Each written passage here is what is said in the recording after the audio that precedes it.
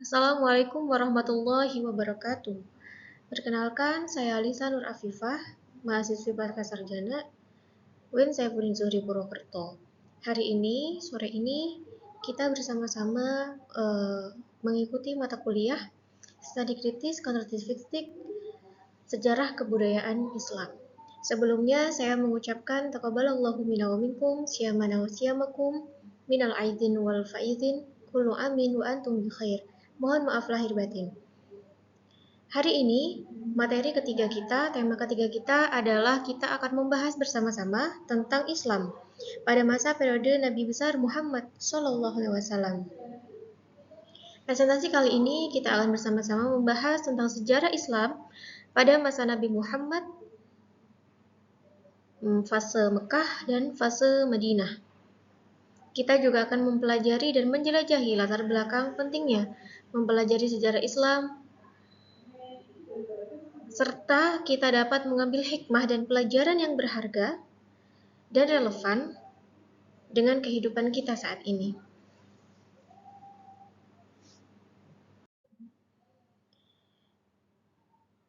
Teman-teman semua, kita mengetahui bahwa Rasulullah Muhammad SAW itu adalah Rasul mulia kita yang dilahirkan pada tahun 571 Masehi di Mekah ketika itu.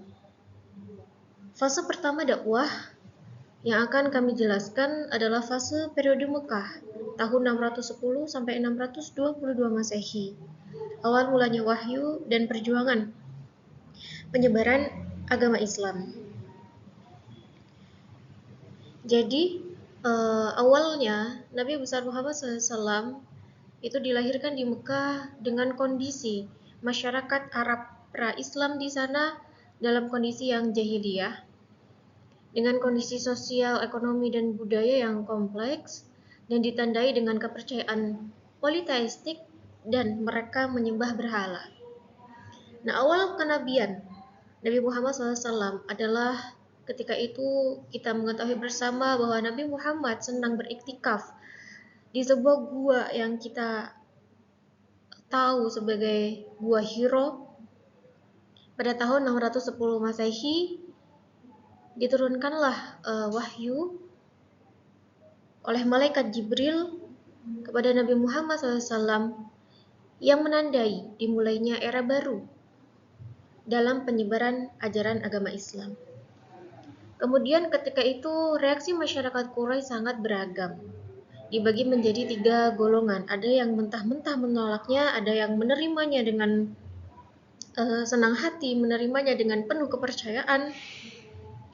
Ada pula yang ragu-ragu terhadap kewahyuan Nabi Muhammad SAW. Nah, periode Mekah ini menjadi fase yang sangat penting dan sangat panjang dalam sejarah peradaban Islam, di mana Nabi Muhammad menerima wahyu menyebarkan ajaran agama Islam pada mulanya secara sembunyi-sembunyi, kurang lebih selama 12 tahun, mulai dari 610 sampai 622 Masehi, menghadapi banyak sekali penolakan, menghadapi banyak sekali rintangan, tantangan yang dilalui oleh beliau. Pada awal mulanya, beliau itu menyebarkan ajaran agama Islam di Mekah secara sembunyi-sembunyi di rumahnya Al-Arqam bin Abil Arqam. Beliau menyebarkan ajaran agama Islam kepada sanak kerabatnya, kepada orang-orang terdekatnya, yang disebut sebagai para ashabikunal awwalun, para keluarganya seperti Ibu Khadijah, seperti Bilal bin Rabah, seperti Ali bin Abi Thalib, ataupun sahabatnya yang sangat karib Abu Bakar As-Siddiq. Ketika itu Nabi Muhammad mengalami berbagai macam rintangan oleh kaum-kaum kafir Quraisy terutama, namun dengan dukungan oleh para sahabatnya yang setia dan dukungan oleh keluarganya, Nabi Muhammad mendapatkan kekuatan yang luar biasa untuk menyebarkan ajaran agama Islam.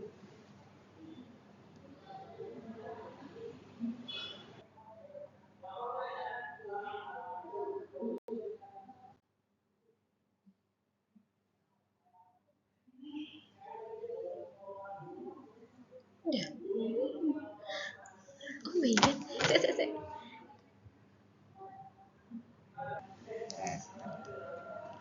Selanjutnya adalah periode Madinah. Mulai dari 622 sampai 632 Masehi, kurang lebih selama 10 tahun Nabi Muhammad berdakwah di Madinah. Ketika itu Nabi Muhammad dan para sahabatnya hijrah ke Madinah yang pada masa itu namanya masih menjadi kota Yathrib, bahwa di Madinah di sana itu terdapat dua suku atau dua klan yang sangat masyhur, yang sangat terkenal dan menguasai daerah tersebut, yakni suku Aus dan suku Khazraj. Jadi hijrah Nabi besar Muhammad SAW ke Madinah ini menandai perubahan strategi dakwah dan awal pembangunan masyarakat Islam yang lebih terstruktur. Jadi ketika dulu Nabi Muhammad dakwah di Mekah secara sembunyi-sembunyi, kemudian Nabi Muhammad hijrah ke Madinah, di Madinah mendapatkan penerimaan oleh masyarakat Madinah. Nabi Muhammad ini berdakwah secara terang-terangan. Fasda' bima tu'maru wa'rid 'anil musyrikin. Kemudian yang kedua adalah pembangunan masyarakat Islam. Jadi ketika Nabi Muhammad sampai di Madinah, dibentuklah di sana Piagam Madinah yang menjadi konstitusi yang pertama yang mengatur kehidupan bermasyarakat dan bernegara. Dan ini juga menjadi cikal bakal konstitusi atau cikal bakal kehidupan bertata negara di seluruh dunia. Selanjutnya adalah konflik dan perang. Jadi Nabi Muhammad ini selama berdakwah mengalami banyak sekali peperangan. Salah satunya beberapa peperangan yang besar yang masyhur kita ketahui seperti perang Badar, perang Uhud, perang Khandaq, yang merupakan bagian dari perjuangan umat Islam dalam mempertahankan diri dan agama mereka. Jadi periode Madinah ini merupakan periode yang luar biasa, periode yang sangat penting, periode yang menunjukkan kebangkitan Islam, periode yang menunjukkan dakwah Islam secara terang-terangan, berlandaskan dengan dukungan dari Allah, dukungan dari masyarakat, juga berlandaskan dengan nilai-nilai Islam. Kemenangan dan penyebaran Islam pada periode ini membuka jalan juga bagi perkembangan agama Islam di masa yang akan datang.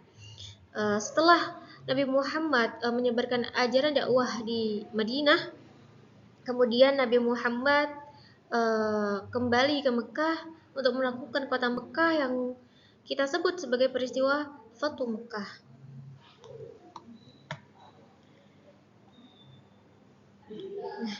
Masyarakat Madinah ini memang sangat menyambut kedatangan Nabi Muhammad ini dengan sukacita. Orang-orang Madinah berbondong-bondong memeluk agama Islam. Oleh karena itu, Islam ini lebih cepat berkembang di Madinah. Lalu di Madinah, Nabi Muhammad itu mulai membentuk sistem sosial kemasyarakatan. Peradaban atau kebudayaan pada masa Rasulullah SAW yang paling dahsyat adalah perubahan sosial. Suatu perubahan mendasar dari masa kebobrokan moral menuju moralitas yang beradab. Dalam tulisannya Ahmad Al-Qusairi diuraikan bahwa peradaban pada masa Nabi ini dilandasi dengan asas-asas yang diciptakan oleh Nabi Muhammad di bawah bimbingan wahyu. Di antaranya adalah pembangunan Masjid Nabawi, persaudaraan antara kaum muhajirin dan ansor, kaum yang hijrah dan kaum yang ansor, kaum yang menolong, seperti itu. Kemudian terjadi juga kesepakatan untuk saling membantu antara kaum muslimin dan non-muslimin. Jadi di Madinah itu kita kenal juga bukan hanya ada suku Aus dan Khazraj, tapi di sana juga ada suku Yahudi, orang-orang Yahudi dari Bani Qainuqa dan Bani Quraidah. Jadi Nabi Muhammad itu mengadakan kesepakatan untuk saling membantu, saling menghormati, saling toleransi antara kaum muslimin dan orang-orang non-muslim. Kemudian Nabi Muhammad ini meletakkan asas-asas politik, asas-asas ekonomi, juga asas-asas sosial. Proses peletakan dan yang dilakukan oleh Nabi pada masyarakat Islam di Yathrib, yang pertama adalah mengubah nama Yathrib menjadi Madinah. Yang dimaksudkan untuk membentuk masyarakat yang lebih tertib, maju, dan berperadaban. Kemudian membangun masjid sebagai tempat ibadah. Kemudian yang ketiga adalah membentuk mu'ahad atau persaudaraan antara muhajirin dan ansor. Dan yang keempat adalah membentuk persahabatan dengan pihak-pihak lain yang tidak beragama Islam. Dan yang kelima adalah membentuk pasukan tentara untuk mengantisipasi gangguan-gangguan yang dilakukan oleh pihak non-muslim.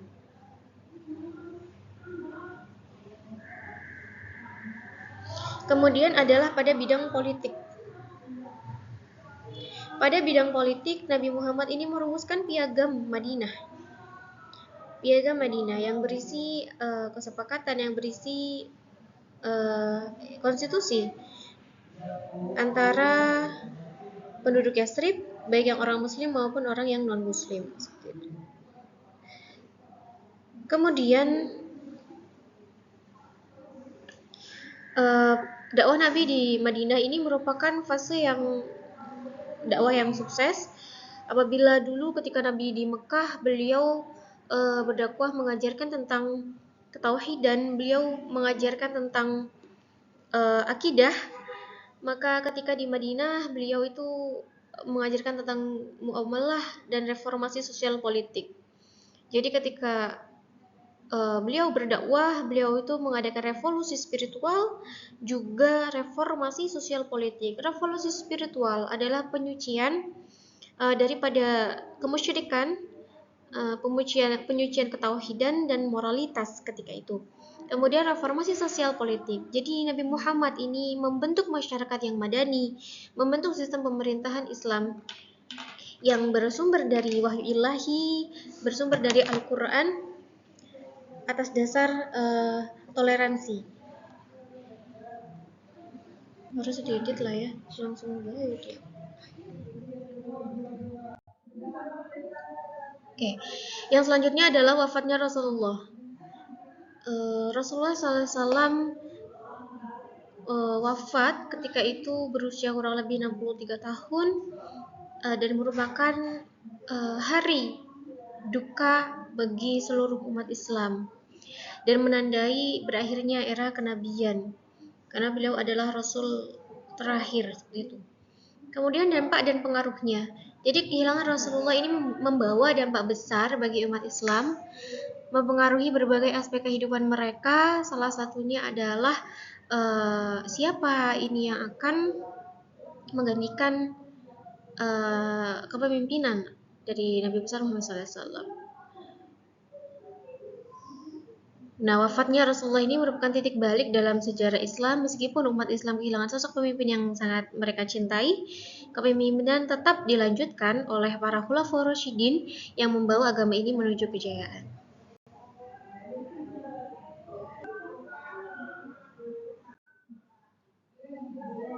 Oke, yang selanjutnya adalah hikmah dan relevansi sejarah Nabi besar Muhammad SAW. Jadi kesimpulan pada periode Mekah dan Madinah adalah periode Mekah dan Madinah ini memberikan gambaran yang lengkap tentang perjuangan pembangunan dan penyebaran Islam pada masa Nabi Muhammad SAW. Mungkin ketika periode Mekah di sana kurang lebih 12 tahun Nabi Muhammad tidak mengalami kemajuan dan ditolak oleh masyarakat Mekah ketika itu. Tapi beliau tetap berjuang, akhirnya beliau hijrah ke Madinah selama 10 tahun dengan dakwah secara terang-terangan, menetapkan reformasi sosial, politik, bukan hanya revolusi akidah, bukan hanya revolusi moralitas, tapi juga beliau meletakkan dasar-dasar sosial, dasar-dasar politik, membentuk suatu negara yang madani. Lalu sejarah Nabi Muhammad ini mengandung banyak sekali hikmah yang dapat kita pelajari, yang dapat kita ambil sebagai pedoman dalam kehidupan kita sehari-hari. Jadi nilai-nilai yang diajarkan oleh Nabi besar Muhammad SAW, semangat beliau berdakwah, kesabaran beliau, amanah beliau, kepandaian beliau, kecerdasan beliau, tablik beliau, dapat kita contoh dan tetap kita relevansikan ke dalam kehidupan kita sehari-hari.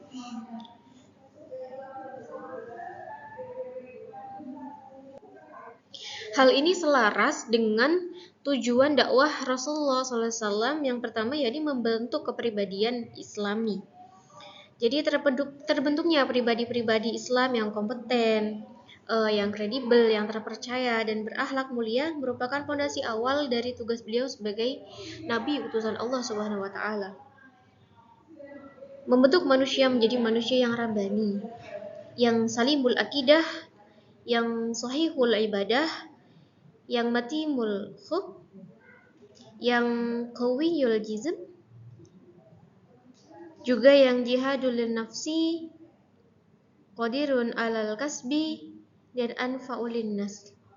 Selanjutnya adalah membentuk keluarga Islam, kemudian membentuk masyarakat Islam, kemudian membentuk khilafah Islamiyah.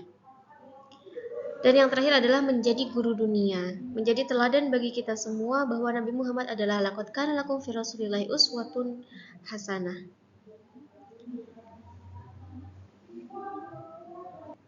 Ada satu lagi.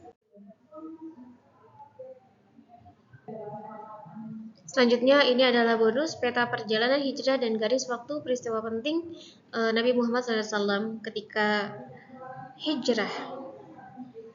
Jadi teman-temanku sekalian, sebagai penutup, jadi yang pertama adalah di antara perubahan yang terjadi di bawah kepemimpinan atau di bawah dakwah Nabi Muhammad SAW adalah yang pertama dari segi agama. Bangsa Arab yang semula menyembah berhala berubah menganut agama Islam yang setia.